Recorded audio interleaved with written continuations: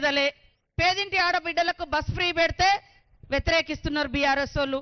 పేదింటి బిడ్డలు కూడా సన్నబియ్యం తినాలని సన్నబియ్యం పంపిణీ చేస్తే వాళ్ళు కళ్ళలో నిప్పులు పోసుకుంటున్నారు. పేదింటి గుడిసెళ్లలో ఉచితంగా ఇళ్లలో కరెంట్ ఇస్తే అది తప్పంటారు. మరి రాష్ట్రంలో దేశంలో ఎక్కలేని విధంగా 500 గ్యాస్ కనెక్షన్ ఇస్తున్నాం, గ్యాస్ సిలిండర్ ఇస్తున్నాం, అది కూడా తట్టుకోలేకపోతున్నారు. 10 ఏళ్లలో ఎంతమందికి వెంకటాపురం మండలంలో ఇండ్లు వచ్చినాయో ఒక్కసారి ఆలోచించండి. ఈ రోజు మరి పెద్ద ఎత్తున ఇండ్లు కూడా శాంక్షన్ అయిన నిన్న మొన్న ఫైనల్ కూడా చేయడం జరిగింది. ముఖ్యమంత్రి గారు, మంత్రి గారు, మరి రెవెన్యూ మన ఇందిరమ్మ ఇండ్లు కూడా ఇచ్చేటువంటి హౌసింగ్ మంత్రి గారు కూడా మన ఇన్ఛార్జ్ మంత్రి పొంగులేటి సీనన్న గారే.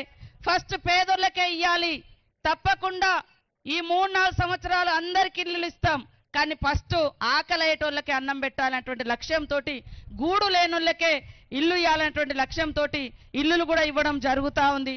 రైతు పంట పండిస్తే బోనస్ ఇచ్చడం జరుగుతూ ఉంది. రైతు రుణమాఫీ చేయడం జరిగింది.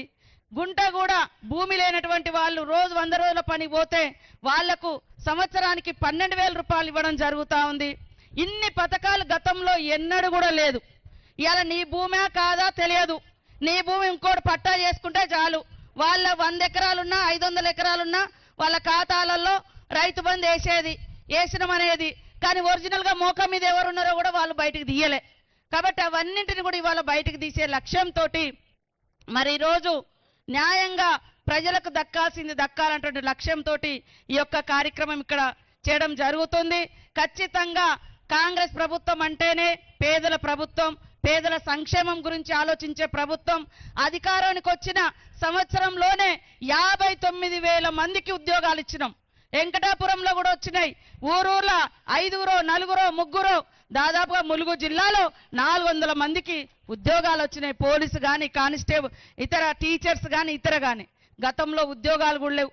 మా అక్కలకు గతంలో పావులా వడ్డీ అని చెప్పారు, 3,500 ఎగ్గొట్టిపోయారు వాళ్ళు. 3,500 కోట్లు ఇయ్యలేదు వడ్డీ మీ డబ్బులు. కానీ ఈరోజు మొన్ననే మేము వడ్డీ డబ్బులు కూడా మీకు వడ్డీ లేని రుణాలు కూడా ఇవ్వడం జరుగుతూ ఉంది. మహిళలకు బస్సులలో ప్రయాణం చేయడం కాదు, బస్సు మీద హక్కు ఇచ్చినాం ఉచితంగా. మరి సోలార్ విద్యుత్ ఇస్తా ఉన్నాం. ఇక్కడే కోళ్ళ ఫార్మ్స్ పెట్టుకున్నారు, గేదెల ఫామ్లు పెట్టుకున్నారు. అనేక రకాల బిజినెస్లను కూడా మనం స్టార్ట్ చేయడం జరిగింది.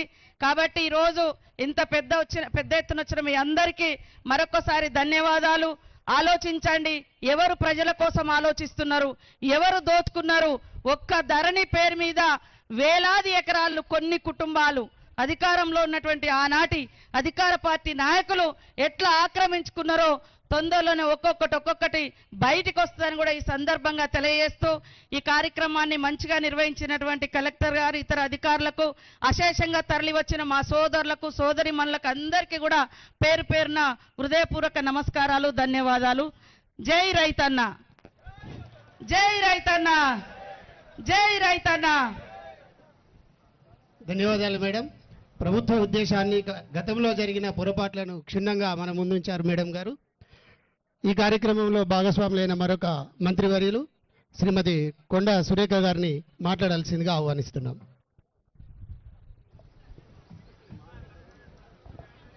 సభకు నమస్కారం.